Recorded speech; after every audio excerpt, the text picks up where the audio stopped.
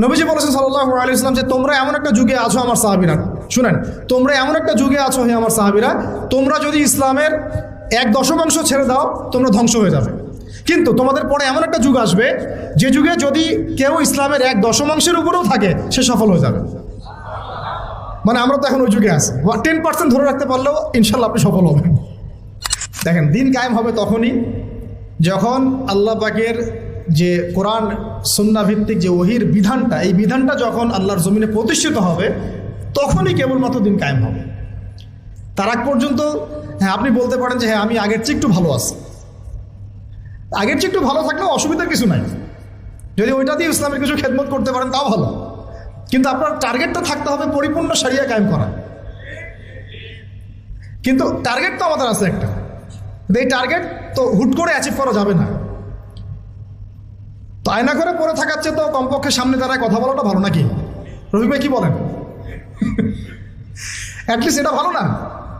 তো যদি একজন আমাকে ধরে আয়না ঘরে ঢুকে রাখে, আরেকজন ধরেন বের করে এসে বললো ঠিক আছে আপনি কথা বলেন, সমস্যা নেই, তো আমি তো এই সুযোগটা নিব, অ্যাটলিস্ট নিব না? তো এই জন্য আমরা দাওয়াতের মাঠ রেডি করতে থাকবো। আমাদেরকে একটু বিচক্ষণ হতে হবে সবসময়, মানে একবারে ছাড় না দেওয়ার মানসিকতা, এটা থেকে একটু বের হয়ে আমাদের মনে হয় যে একটু ডিপ্লোম্যাটিক হওয়া উচিত, উসুল ঠিক রেখে, উসুল জায়গা ঠিক রেখে। এই যেহেতু আমরা ওলামায়ে কেরামদের সাথে মাশওয়ারা করবো, তা সেক্ষেত্রে আমাদের উসুল থেকে সরে যাওয়ার কোনো সুযোগ নাই ইনশাআল্লাহ। মাশওয়ারা ভিত্তিক আমরা আগাবো ইনশাআল্লাহ। নবীদের উত্তরসূরি কারা? ওলামায়ে কেরাম, মাশাআল্লাহ। এখন ওলামায়ে কেরামদের মধ্যে যারা কাজ করছেন এইসব বিষয় নিয়ে, তাদের সাথে আপনাদের সবার সম্পর্ক আছে কিনা এটা খেয়াল রাখবেন। ওলামায়ে কেরামদের সাথে আপনাদের সম্পর্ক আছে কিনা, তাদের পর্যন্ত আপনারা রিচ করেন কিনা। নবী নাই, কোনো নবী আসবেন না, তাহলে এই পুরো দায়িত্বটা কাদের উপর বর্তায়? উম্মার উপরে, স্পেশালি ওলামায়ে কেরামদের উপরে। এই তো কথা। এখন আমরা যদি ওলামায়ে কেরাম হতে পারি তো আলহামদুলিল্লাহ, তখন আপনি সেই দায়িত্ব নেবেন, আপনি সেই দায়িত্বের একটা অংশ বহন করবেন। যদি আপনি ওলামায়ে কেরাম হতে না পারেন, অ্যাটলিস্ট আপনি তালেবে ইলম তো হবেন। বিশ্বাস করেন, আমি যদি এখন একজন করে আমরা কোরআন তেলাওয়াতটুকু ধরা শুরু করি, আমি আমার অভিজ্ঞতার আলোকে বলছি যে বেশিরভাগ উপস্থিত যারা আছেন তারা কোরআন তেলাওয়াত বিশুদ্ধ করে করতে পারবে না। তালেবে ইলমের শুধু একটা প্রাথমিক লেভেল বললাম, মক্তবের লেভেল, যে how to recite the glorious Quran মানে অথেন্টিকলি, এতটুকুই তারা পারবেন। কিন্তু সে দিন কায়েমের স্বপ্ন দেখছে, সেদিন কায়েমের স্বপ্ন দেখছে, দিন নিয়ে কাজ করার ফিকির করছে, কোনো ক্ষেত্রে সে দায়ীও হয়ে আছে, কিন্তু তার বেস ঠিক নাই। তাহলে প্রিয় ভাই, ফ্যান্টাসি না, প্রথমে হচ্ছে আমাদের ওলামায়ে কেরামদের সাথে সম্পর্ক এবং তালেবে ইলম হয়ে যাওয়া। সবাই আজকে থেকে নিয়াত করি, সবাই তালেবে ইলম হয়ে যাবো ইনশাআল্লাহ। তালেবে ইলম মানে কি? জ্ঞানের ছাত্র, জ্ঞানের ছাত্র। আজকে বাইতুল মুকাররমে যিনি খুতবা দিচ্ছেন আমাদের শ্রদ্ধেয় ওস্তাদ, তিনিও নিজেকে বলেন যে আমি একজন জ্ঞানের ছাত্র, জ্ঞানের ছাত্র। বই হারিয়ে গেলে, কোন একটা বই হারিয়ে গেলে 2 রাকাত নামাজ পড়ে কান্নাকাটি করে আল্লাহ পাকের কাছে বলেন যে আল্লাহ আমার বইটা হারাই গেছে, বাচ্চাদের মতো কান্নাকাটি করে। তালেবে ইলম। তো আমরা কি সেই তালেবে ইলম হতে পারছি? ভাই আমি আঘাত করবো একটু আপনাদেরকে, আমরা কোরআন তেলাওয়াত করতে শিখছি না, অ্যারাবিক গ্রামার শিখছি না। অ্যারাবিক গ্রামার, অ্যারাবিক ভাষা না জানলে কোরআন শেখা যাবে না, বোঝা যায় না, একদমই যাবে না। আমরা হাদিস পড়া শিখছি না, আমরা উসুল শিখছি না, আকীদা শিখছি না, ফিকহের বই পড়ছি না। সবচেয়ে বড় কথা, ওলামায়ে কেরামদের আধ্যাত্মিক সোহবতে আমরা যাচ্ছি না। একটা বিচ্ছিন্ন জনগোষ্ঠী হয়ে কিন্তু দিন কায়েম করা যাবে না। ঠিক আছে, আমাদের কাছে মাঝে মাঝে একটু মানে ইসলামের বাইরে একটু স্মার্ট গন্ধটা বেশি ভালো লাগে আর কি। মনে হয় যে তারা একটু ব্যাকডেটেড, আমরা একটু স্মার্ট। জি না, বরং আমরাই ব্যাকডেটেড, তারাই স্মার্ট। যার কাছে কোরআন এবং সুন্নাহর গভীর জ্ঞান আছে না, তারাই স্মার্ট, আমরা কিন্তু ব্যাকডেটেড। তারা দস্তরখানায় খাওয়াকে চরম রকম গুরুত্ব দেন, আমার কাছে হয়তো এটা তেমন কোনো বিষয় না। তারা টুপি মাথায় দেওয়াটাকে অনেক গুরুত্ব দেন, আমার কাছে মনে হচ্ছে না দিলেও চলে। এই যে আস্তে আস্তে লিবারাল হতে থাকা, এক পর্যায়ে দেখা যায় মুসুল থেকে সরে গেছে। আমার কাছে মনে হয় যে দাড়ি না রাখলেও কোনো সমস্যা নেই, কিন্তু তারা দাড়ি না রাখলে তার চেহারা দিকে তাকাচ্ছেন না। তাদের দার্সে বসে আমরা কোনো বেয়াদবিমূলক একটা আচরণও করতে পারি না, কিন্তু দেখা যায় ওয়াজ মাহফিল বিভিন্ন জায়গায় মানে একটা আলোচনা কোনো পরিবেশই থাকে না। তো আদব, আখলাক, তাজকিয়া, এই 3টা জিনিস, আদব, আখলাক, তাজকিয়া, এই 3টা জিনিস ইলমের সাথে সম্পৃক্ত, এবং এই 3টা জিনিস অর্জন হবে বরেণ্য আধ্যাত্মিকতা সম্পন্ন ওলামায়ে কেরামদের আধ্যাত্মিক সোহবতে। আল্লাহ পাক আমাদেরকে বোঝার তৌফিক দান করুন। নবী সাল্লাল্লাহু আলাইহি ওয়াসাল্লাম নবী হওয়ার পরে এইভাবে দাওয়াতের কাজ শুরু করলেন ওহীর আলোকে। কিসের আলোকে? ওহীটা কি? কোরআন এবং সুন্নাহ, যেটা আল্লাহ পাকের পক্ষ থেকে নাজিল হয়েছে। এখন আপনি আমি দিন প্রতিষ্ঠা করতে চাচ্ছি নবীর সুন্নতে, নবীর তরিকায়, তাহলে আমাদেরকে ওহীর সাথে সম্পর্ক থাকতে হবে না? কোরআন এবং সুন্নাহর সাথে আমাদের সম্পর্ক না হলে এই আলোচনাগুলো বৃথা। নিয়াত করি যে কোরআন এবং সুন্নাহর সাথে আমরা সম্পর্ক করবো ইনশাআল্লাহ এবং শিখবো ইনশাআল্লাহ। আমরা হামাগুড়ি দিচ্ছি এখন ভাই, যে লেভেলে আমরা যেতে যাচ্ছি ওই লেভেলে যাওয়ার জন্য আমরা কেবল হামাগুড়ি দিচ্ছি, আমরা দাঁড়িয়ে হাঁটাও শিখিনি এখনো। ওটা প্রবলেমগুলো বলে বলে আপনাদের কনফিডেন্স আমি কমাতে চাচ্ছি না, কিন্তু আমরা কেবল হামাগুড়ি দিচ্ছি, হাতড়ে ফিরছি, অন্ধকারে পথ হাতড়ে ফিরছি। এই বেসিক জিনিসগুলো তাড়াতাড়ি ঠিক করে ফেলেন। এটা 30 বছর আগেই আমাদের এমন একটা জেনারেশন দরকার ছিল যারা এই বেসিক বেসগুলো অনেক স্ট্রং, তারা বড় করে চিন্তা করছে যে আল্লাহর জমিনে দিন কায়েম কেমনে করবে। তো এখন আমাদেরকে আবার ওই পিছন থেকে কথা বলতে হচ্ছে। আল্লাহ পাক আমাদের সবাইকে যেন দিনের গভীর জ্ঞান অর্জনের তৌফিক দান করেন। ইলম ছাড়া আমরা দিনের খেদমত করতে পারবো না। প্রত্যেকটা কাজের আগে ইলম লাগবে। প্রত্যেকটা দলিল আছে, কোরআন হাদিস থেকে কোটেশন দেওয়া যায়, সময় নাই, আমি এগুলো বলতে জাস্ট সামারি করে যাচ্ছি। এবং সেই ওহীর জ্ঞানটা নবী সাল্লাল্লাহু আলাইহি ওয়াসাল্লাম নিজে সবার আগে নিজে আমল করে দেখিয়েছেন। পয়েন্ট নোট আউট করেন, ওহীর জ্ঞানটা নবী সাল্লাল্লাহু আলাইহি ওয়াসাল্লাম সবার আগে নিজে আমল করে দেখিয়েছেন। আমরা কিছু জানলে মানুষকে আগে জানাতে চাই, নিজে আমল কম করি, আমল বাড়াতে হবে। এবং তিনি মানুষ তৈরি করেছেন, পয়েন্ট নোট করেন, তিনি মানুষ তৈরি করেছেন, সাহাবীদেরকে তৈরি করেছেন তার আধ্যাত্মিক সোহবতে। সাহাবীরা তার কাছে গিয়ে পড়ে থাকতেন, তিনি শেখাতেন, তাদেরকে পরিশুদ্ধ করতেন এবং সাহাবীদের মধ্যে ঐক্য বজায় রাখতেন। তিনি সাহাবীদের প্রতি অনেক নরম ছিলেন। আমরা অনেক হার্শ, আমাদের মধ্যে হিংসা, বিদ্বেষ, গীবত, তহমত, পরশ্রী কাতরতা দিয়ে ভর্তি। মানুষ আমাদের কাছে আসলে দূরে সরে যায়। নবী সাল্লাল্লাহু আলাইহি ওয়াসাল্লামের কাছ থেকে মানুষ দূরে সরে গেলে ছুটে চলে আসতো, আবার কখন তাকে দেখব। তিনি ছিলেন মানুষের প্রতি নরম, সাহাবীদের প্রতি নরম, কোমল। সাহাবীদের মধ্যে কোনো ডিভাইডেশন কখনো হতে দেন নাই। আর আমাদের পুরো উম্মাহ বিচ্ছিন্ন।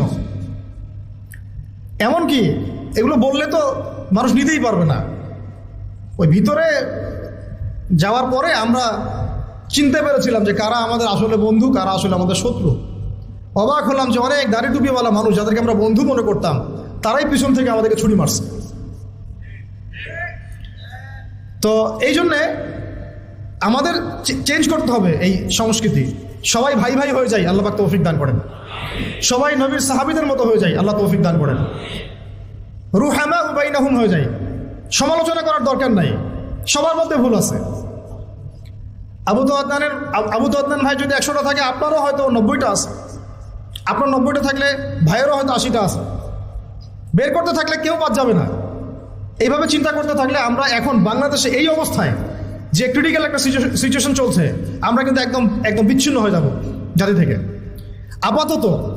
আপাতত আমাদের হৃদ্যতার ব্যাপারটা খুব ফোকাস মানে জোর দেওয়া উচিত। আমরা আকীদা, আমল, মানহাজের ব্যাপারে কোনো ছাড় দিব না, কিন্তু হৃদ্যতার ব্যাপারে যেন আমরা উদার হই, এটা খুব জরুরি। আমরা নিজেদের মধ্যে এই ডিভাইডেশনগুলোকে কমানোর চেষ্টা করি। ভাই মাফ করে দিই, ছেড়ে দেই মন থেকে। ঠিক আছে, এক ভাই না হয় নেগেটিভ কিছু বলছে, বাদ দেন, ছেড়ে দেন, রিপ্লাই দেওয়ার দরকার নেই। একসময় তার বুঝ আসলে সে নিজেই লজ্জিত হবে। তার বুঝ যখন আসবে সে নিজেই লজ্জিত হবে। তো আমাদের দরকার একটা প্ল্যাটফর্ম। নবী সাল্লাল্লাহু আলাইহি ওয়াসাল্লাম আমাদেরকে সুন্নাহ দিয়ে গেছেন, তিনি নিজে সামনে থেকে লিড দিয়েছেন। এই দেখেন, এখানে একটা ব্যাপার, উম্মার জন্য কিছু করতে চাইলে সামনে আসতে হবে ভাই, লুকায় থাকা যাবে না। উম্মার জন্য কিছু করতে চাইলে আপনাকে সামনে আসতে হবে, আমাকে সামন থেকে লিড করতে হবে, উম্মাকে কথা বলতে হবে। কোনো সাহাবী এগুলো থেকে বিচ্ছিন্ন হয়ে থাকেন নাই, সবাই সামন থেকে ইসলামের দাওয়াতের কাজটা করেছেন। কখনো কৌশল চেঞ্জ করেছেন, সেটা হতে পারে অন্য বিষয়। কখনো হিজরত করেছেন, কখনো সবর করেছেন, কখনো মার খেয়েছেন। বেশিরভাগ সাহাবী সামন থেকে উম্মাকে নেতৃত্ব দিয়েছেন, প্রয়োজনে মার খেয়েছেন। কাবা ঘরের মধ্যে আবু জেহেলদের মজলিসে গিয়ে আব্দুল্লাহ বিন মাসউদ রাদিয়াল্লাহু আনহু আর রহমান সূরা তেলাওয়াত করে শুনিয়েছেন। বেলাল, সুমাইয়া রাদিয়াল্লাহু আনহুম আজমাইন, তাদের নির্যাতনের ঘটনা আপনারা জানেন। তারা পালিয়ে যান নাই সমাজ থেকে, তারা ওই সমাজের থেকেই কাজ করার চেষ্টা করেছেন। তা আমাদেরকে পালিয়ে যাওয়া যাবে না। এখানেই যেহেতু আমরা জন্ম নিয়েছি, এখানে হয়তো আমাদেরকে মরতে হবে, এখানেই আমাদের লড়াইটা কিন্তু এখানেই। সবাই কিন্তু সব জায়গায় চলে যেতে পারবেন না, সবার সেই সুযোগ হবে না। অতএব মূল পয়েন্টগুলো আমরা ফোকাস করি। ওহীভিত্তিক সমাজ গড়া, ওহীর চর্চা করা, ওহীকে বুকে ধারণ করে ওই ইলমটাকে অর্জন করা, উলামায়ে কেরামের সোহবতে থাকা এবং নিজেদের মতো ঐক্য বজায় রাখা। এরপরে আসি, কয় মিনিট আছে আমার? দেখো তো কটা বাজে? 45। আচ্ছা, 1:30টায় জামাত, আমরা 1টায় শেষ করে দেবো ইনশাল্লাহ, ঠিক আছে? ওকে, ইনশাল্লাহ হয়ে যাবে 15 মিনিটে। শুনেন, এই কয়েকটা পয়েন্ট তো বুঝে আসছে। এখন আমি একটু সামারি করে দেই। প্রথম 3 বছর, প্রথম কত বছর? প্রথম 3 বছর নবী সাল্লাল্লাহু আলাইহি ওয়াসাল্লাম কিন্তু গোপনে গোপনে দাওয়াত দিয়েছেন। দেখেন, ইন্ডিভিজুয়াল দাওয়াটা অনেক জরুরি। তিনি মানুষ তৈরি করেছেন, এবং এই 3 বছরে কারা তৈরি হয়েছেন জানেন? আবু বকর রাদিয়াল্লাহু আনহু, উসমান বিন আফফান, সাদ ইবনে আবি ওয়াক্কাস, আব্দুর রহমান বিন আউফ, তারপরে আপনার বেলাল বিন রাবাহ, আব্দুল্লাহ বিন মাসউদ, আয়েশা রাদিয়াল্লাহু খাদিজা রাদিয়াল্লাহু আনহা, আলী ইবনে আবি তালেব, যায়েদ ইবনে হারেসা, জাফর ইবনে আবি তালেব। মানে যে সাহাবীরা পরবর্তীতে বদর, উহুদ, খন্দক, খায়বার কাঁপিয়ে দিয়েছেন, ওই সাহাবীরা তৈরি হয়েছেন প্রথম 3 বছরে।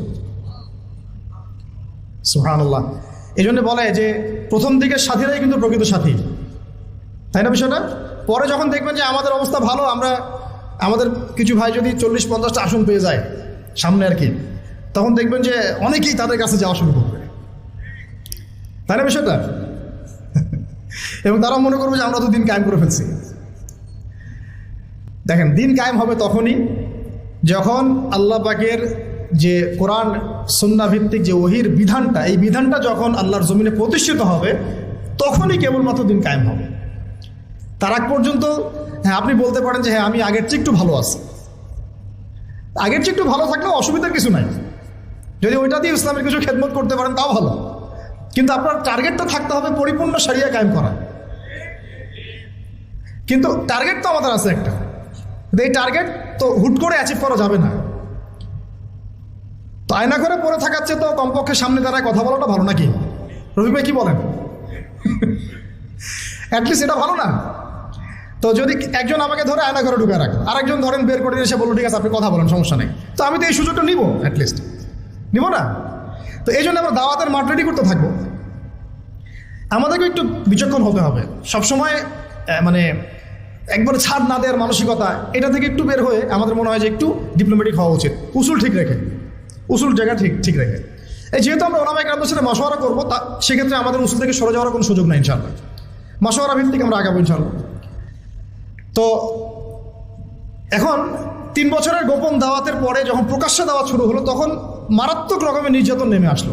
ওই নির্যাতনের সময় কিন্তু নবী সাল্লাল্লাহু আলাইহি ওয়াসাল্লাম সাহাবীদেরকে অস্ত্র দিয়ে প্রতিবাদ করতে বলেন নাই, বরং সবর করতে বলেছেন। এই সবরের পিরিয়ডটা কিন্তু আমরা পার করে আসছি। সবর করিনি আমরা বিগত 15-20 বছর, 25-30 বছর।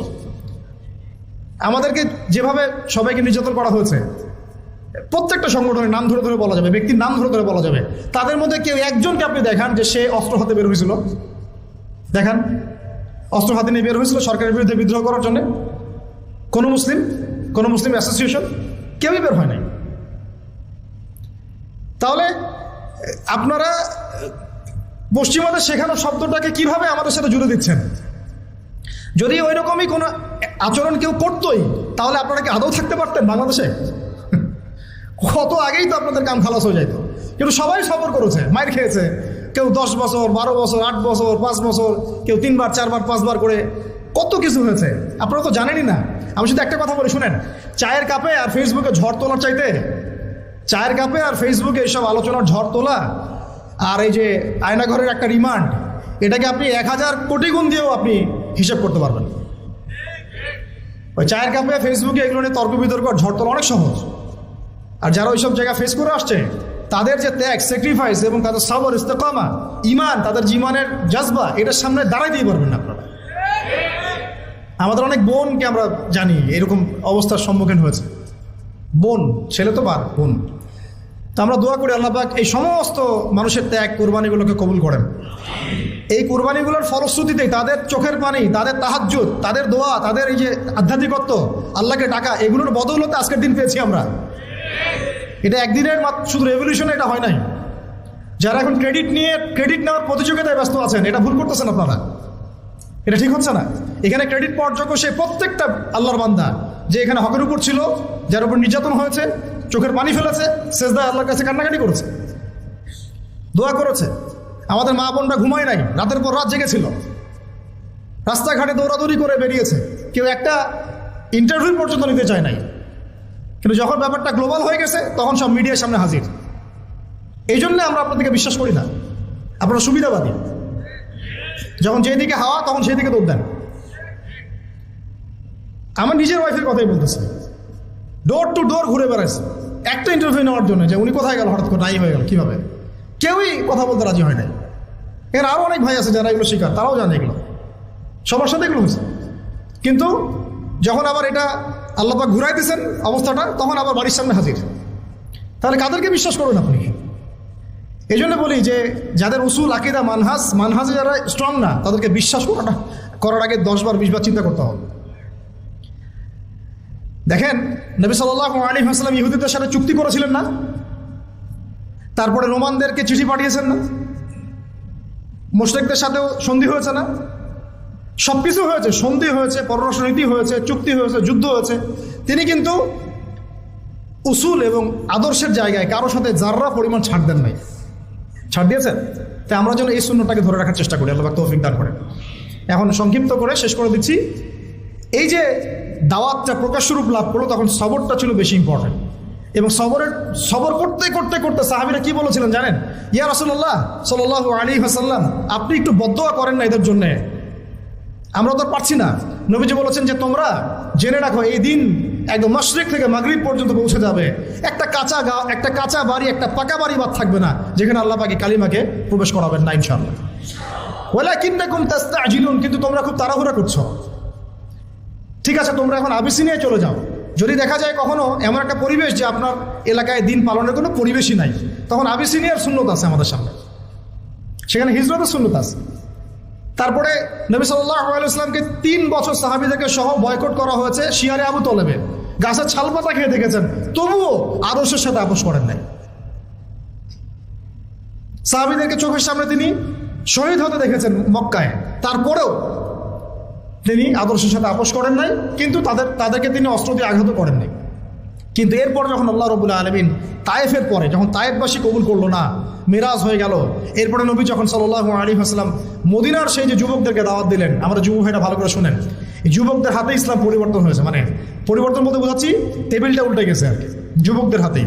এই 6 জন যুবক যাদের নেতৃত্ব দিচ্ছেন সাআদ বিন যুরারা রাদিয়াল্লাহু আনহু, তারা এসে ইসলাম কবুল করলেন ইয়াসরিব থেকে। তারপরে পরের বছর 12 জন, তারপরের বছর এই যে 75 জন। এই যে একটা বিশাল দাওয়াতের ক্ষেত্র তৈরি হলো মদিনায়। একজন দায়ীর মেহনত ছিল এখানে, তার নাম মুসআব বিন উমাইর রাদিয়াল্লাহু আনহু, মনে আছে না আপনাদের? তো এই যে মাঠটা তৈরি হলো, যে মাঠ তৈরি করা, তারপরে নবী করিম সাল্লাল্লাহু আলাইহি ওয়াসাল্লামকে তারা বললেন যে আপনি আপনার সাহাবীদেরকে নিয়ে চলে আসেন আমাদের এখানে। আল্লাহ পাকও সেটা ইরাদা করলেন, নবী সাল্লাল্লাহু আলাইহি ওয়াসাল্লাম সাহাবীদেরকে নিয়ে চলে গেলেন। এই মদিনা হলো প্রথম ইসলামিক স্টেট। প্রথম ইসলামিক স্টেট কিন্তু মক্কা নয়, বরং মদিনা। সেখানে নবী সাল্লাল্লাহু আলাইহি ওয়াসাল্লাম গিয়ে তিনি শুধু এখন নবী নন, বরং তিনি এখন রাষ্ট্রপ্রধানও বটে। আমরা কি এই পর্যায় পর্যন্ত যেতে পেরেছি কিনা বলেন? আমরা কি এখন পর্যন্ত কোনো মদিনা রাষ্ট্র কায়েম করতে পেরেছি কিনা? আমাদের এই দেশটাতেও হোক অথবা অন্য কোনো রাষ্ট্রের দাওয়াতের মাধ্যমে হোক, পেরেছি? তার মানে আমরা এখন এই জায়গা পর্যন্ত যেতে পারি নাই। তাহলে মক্কা বিজয়ের সব আপনি দেখছেন কিভাবে, আর গণক্ষমা কিভাবে করছেন। আমরা তো মদিনা রাষ্ট্র পাইনি এখনো। আমরা কি মদিনা রাষ্ট্র কায়েম করতে পেরেছি? বা অন্য কোনো রাষ্ট্রের দাওয়াতের কাজের মধ্য দিয়ে ওইখানে মাঠ তৈরি করতে পেরেছি যে আমরা হিজরত করে চলে যাবো, ওখানে রাষ্ট্র কায়েম হবে? কোনোটাই তো হয় নাই। তাহলে আমরা এই পর্যায়ে পর্যন্ত এখনো যেতে পারি নাই, অথচ আমরা মক্কা বিজয়ের ভাইব নিয়ে ঘুরে বেড়াচ্ছি। কি একটা অবস্থা! আল্লাহ পাক আমাদেরকে বোঝার তৌফিক দান। আমি জন্য বলি যে কোরআন এবং সুন্নাহকে বুঝতে হলেও সিরাত লাগবে আপনার। সিরাত ছাড়া কোরআন সুন্নাহকে বোঝা যায় না। সুবহানাল্লাহ। আর আমার বিশ্বাস যে সিরাতের উপর যারা বেশি চর্চা করবে, পড়বে, ইনশাআল্লাহ আল্লাহ চাইলে তারা নবীকে স্বপ্ন দেখতে পারে। মানে আমার মন বলে এটা কোনো দলিল ভিত্তিক কথা বললাম না। অনেক ওলামা এখানে বলেছেন আমাদেরকে। আমি জিজ্ঞাসা করেছিলাম যে ওস্তাদ, আমাদের নবী সাল্লাল্লাহু আলাইহি ওয়াসাল্লামকে স্বপ্ন দেখার কোনো খাস আমল আছে নাকি? তো কেউ তেমন কোনো খাস আমল বলতে পারে না। একজন ওস্তাদ খালি বললেন যে রাত্রে ঘুমানোর সময় অ্যাটলিস্ট 10 পৃষ্ঠা সিরাত পড়ে ঘুমাও, দেখে কি হয়। তার মানে উনি হয়তো দেখেছেন, কিন্তু বলেন না। সিরাত ছাড়া ভাই আমরা দিন প্রতিষ্ঠার প্যাটার্নগুলো বুঝবো না। একটা প্রত্যেকটা কাজের একটা প্যাটার্ন থাকে, একটা পদ্ধতি থাকে, অজু করার একটা সিস্টেম আছে, নামাজের একটা নিয়ম আছে, দিন প্রতিষ্ঠারও নিয়ম আছে। এখন দেখেন দাওয়াতের মধ্য দিয়ে মদিনা রাষ্ট্র কায়েম হয়ে গেল। ওখানে কিন্তু নবীজি এখন শুধুমাত্র নবী নন, তিনি নবীও বটে, রাষ্ট্রপ্রধানও বটে, তাদের আমিরও বটে। তাহলে এখানে আমির হলো নবী, রাষ্ট্রপ্রধান এবং আমির, ইমারা হয়ে গেল ইমারা, এবং জামা হলো একটা জামা। বুঝতে পারছি কি? জামাত ইসলাম না রে ভাই, এটা আবার জামা মানে একটা কি বলবো ভাই, হ্যাঁ ঐক্যবদ্ধ একটা প্ল্যাটফর্ম। এবং দেখেন একজন আমির কিন্তু আবার আলাদা আলাদা না, একজন আমির এই একটা জামা, এবং সবাই হচ্ছে মামুর মানে যারা আমিরকে ফলো করে। এখানে আছে সাম ওয়া তোয়া, মানে নবী যা বলবেন তারা শুনবেন এবং আনুগত্য করবেন। এইরকম একটা সিস্টেম কিন্তু আমরা এখন আমাদের দেশে করতে পারি না। সবাই আলাদা আলাদাভাবে কাজ করতেছি, ঠিক আছে, কাজ হতে থাক, কিন্তু সমন্বয় জরুরি। সমন্বয় না হলে বৃহত্তর ঐক্য হবে না। আর বৃহত্তর ঐক্যের জায়গাটাতে আমাদেরকে একটু ছাড় দিতে হবে, একটু হলেও ছাড় দিতে হবে। কারণ এখন তো আর সাহাবিদের যুগ না রে ভাই। সাহাবিরা যেভাবে সব শক্তভাবে পালন করতেন, আমল করতেন, এরকম মানুষ এখন নাই তো। আর আপনি যদি ওই যে হামিম যদি আমাকে বলে যে ভাই আপনার মধ্যে সাহাবিদের সব খাসলত পাওয়া যাচ্ছে না, যাবে না, এটাই তো স্বাভাবিক। কারণ আমরা তো সাহাবিদের যুগ থেকে 1400 বছর পরের মানুষ। এই হাদিসটা আপনারা জানেন কিনা, মাঝখানে অনেক লম্বা হয়ে যাচ্ছে কিনা, এই ফয়জুল কালাম বইয়ের মধ্যে আছে। নবীজি বলেছেন সাল্লাল্লাহু আলাইহি ওয়াসাল্লাম যে তোমরা এমন একটা যুগে আছো আমার সাহাবীরা, শুনেন, তোমরা এমন একটা যুগে আছো হে আমার সাহাবীরা, তোমরা যদি ইসলামের 1/10 ছেড়ে দাও তোমরা ধ্বংস হয়ে যাবে। কিন্তু তোমাদের পরে এমন একটা যুগ আসবে যে যুগে যদি কেউ ইসলামের 1/10 উপরেও থাকে সে সফল হয়ে যাবে। মানে আমরা তো এখন ওই যুগে আছি। 10% ধরে রাখতে পারলেও ইনশাল্লাহ আপনি সফল হবেন। তো এরপরে মদিনা রাষ্ট্র কায়েম হলো। রাষ্ট্র কায়েম করার পরে কাজ কি? এবার আমাদের দায়িত্বশীল যারা এখন আছেন প্রেজেন্ট, তাদেরকে একটু বোঝান একটু, রাষ্ট্র পাওয়ার পরে কাজ কি, নবীজি কি করেছেন রাষ্ট্র পাওয়ার পরে? আগে তিনি মসজিদে নববী নির্মাণ করেছেন। তার মানে মসজিদে নববী ছিল শুধুমাত্র ইবাদতের জায়গা নয়, সেখানে দাওয়াতের কাজ হতো, সেখান থেকে সব ডিসিশন মেকিং হতো। এবং এরপরে তিনি আনসার আর মুহাজিরদের মধ্যে ভ্রাতৃত্বের বন্ধন স্থাপন করলেন। রাষ্ট্রীয় ক্ষমতা পাইলে আমাদের কাজ কি? আধ্যাত্মিক পরিবেশ তৈরি করা, দ্বীনি ইলমের পরিবেশ তৈরি করা, দাওয়াতের পরিবেশ তৈরি করা, এবং উম্মার এই জাতির মধ্যে ঐক্য নিয়ে আসা। আমরা তো কি করতেছি? সংবিধান সংস্কার করতেছি। এটা আমাদের এখন এজেন্ডা, তাই না? এই পলিসিতে, যে পলিসিতে আপনারা আগাচ্ছেন, এই পলিসিতে যদি সংবিধানকে 10-12 সংশোধন করেন, আপনারা এটাকে ইসলামী সংবিধান তো বানাবেন না। বানাবেন? সহজ কথা বলেন, কখনোই বানাবেন না। তাহলে মদের বোতল খালি চেঞ্জ করতেছেন, এই তো, আর তো কিছু না। তাহলে মূল কাজটা কিন্তু আমাদের এখন করা দরকার ছিল, জাতিগত ঐক্য নিয়ে আসা। জাতিগত ঐক্যটা খুব জরুরি ছিল। সবাইকে নিয়ে বসা, ওলামা ইকরামদেরকে প্রাধান্য দেওয়া, তাদের কাছে যাওয়া, তাদের সোহবতে যাওয়া, পরামর্শ নেওয়া, মাশওয়ারা করা, এবং মসজিদগুলোকে আবাদ করে দেওয়া। এর ভিত্তিতে কি করা? দ্বীনের ইলমের দাওয়াতটা ছড়ানো, প্রকৃত ইসলামের দাওয়াতটা ছড়ানো, এটা ছিল কাজ। এর সাথে নবী সাল্লাল্লাহু আলাইহি ওয়াসাল্লাম কি করেছেন? ভ্রাতৃত্বের বন্ধন স্থাপন করেছেন, সামরিক বাহিনী শক্তিশালী করেছেন। দেশটা এখন নাজুক অবস্থা, সামরিক বাহিনীগুলোকে খুব শক্তিশালী করা দরকার ছিল এখন। তারপরে তিনি ওই সময় সারিয়া অভিযানগুলো শুরু করলেন, দেশের নিরাপত্তার স্বার্থে সারিয়া অভিযানগুলো শুরু করলেন। সারিয়া আর গাজওয়া এক না, কিন্তু সারিয়া মানে যেখানে নবী সাল্লাল্লাহু আলাইহি ওয়াসাল্লাম নিজে যান নাই, অন্য সাহাবীকে আমির করে পাঠিয়েছেন। গাজওয়া হচ্ছিল, এবং অর্থনৈতিক ভিত্তিটা তারা শক্ত করলেন। মদিনা রাষ্ট্র পাওয়ার পর তারা কি করলেন দেখেন, আধ্যাত্মিক বিষয়টার দিকে খেয়াল করলেন, মসজিদ নির্মাণ করলেন, ভ্রাতৃত্বের বন্ধন স্থাপন করলেন, অর্থনৈতিক ভিত্তি শক্ত করলেন, সারিয়া অভিযানগুলো চালানো শুরু করলেন, পররাষ্ট্রনীতি অ্যাপ্লাই করলেন, এবং ওই দেশের অভ্যন্তরে যে অমুসলিমরা ছিল, যেমন ইহুদি বা অন্য যারা, তাদের সাথে একটা কিন্তু চুক্তি হলো, সনদ হলো। তো আমাদের এই কাজগুলো কিন্তু সব পারফেক্টলি হয় নাই বা হচ্ছে না।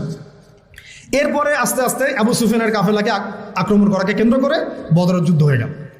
তো এই যে বদরের যুদ্ধ হলো, এখান থেকে আর আমরা পিছনের দিকে ফিরে তাকাই নাই কখনো। তখন এখানে দেখেন, সিরাত থেকে শুধু দাওয়াতের মধ্য দিয়ে কিন্তু মক্কা বিজয় পর্যন্ত আসে নাই।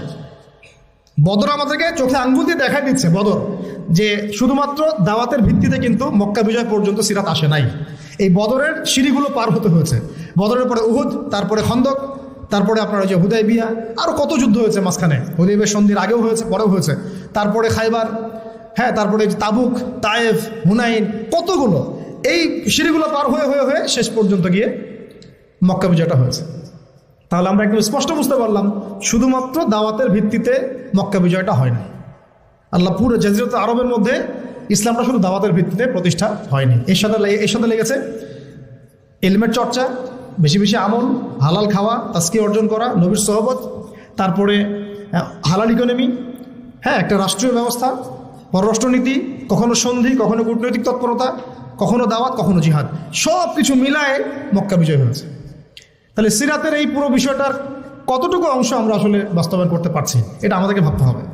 আপনারা সব ইন্টেলেকচুয়াল অডিয়েন্স, আপনারা এটা নিয়ে ভাববেন, ফিকির করবেন, নিজেরা পড়াশোনা করবেন, এবং আমাদের যদি কোনো ভুল হয় আমাদেরকে সংশোধন করে দিবেন ইনশাআল্লাহ। আল্লাহ পাক আমাদের সবাইকে সিরাতের সুন্নতে আল্লাহর জমিনে দিন কায়েমের তৌফিক দান করেন। আবারও দোয়া করি আল্লাহ পাক যেন সিরাতের সুন্নতে আল্লাহ পাক আমাদেরকে আল্লাহর জমিনে তার দিন কায়েম করার তৌফিক দান করেন।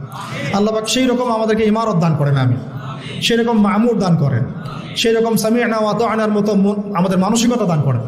আল্লাহ পাক আমাদেরকে ওই ইলমগুলো অর্জন করার তৌফিক দান করেন, ইলমের সেই গভীরতায় যাওয়ার তৌফিক দান করেন, বেশি বেশি আমল করার তৌফিক দান করেন, সাহাবীওয়ালা জিন্দেগি যাপন করার তৌফিক দান করেন, সাহাবীওয়ালা জিন্দেগি যাপন করার তৌফিক দান করেন। এবং ইসলামের জন্যে তারা যেভাবে তাদের জান, মাল, সময়, শ্রম উজাড় করে দিয়েছেন, ওইভাবে আমাদেরকেও দিনের জন্য কাজ করার তৌফিক দান করেন।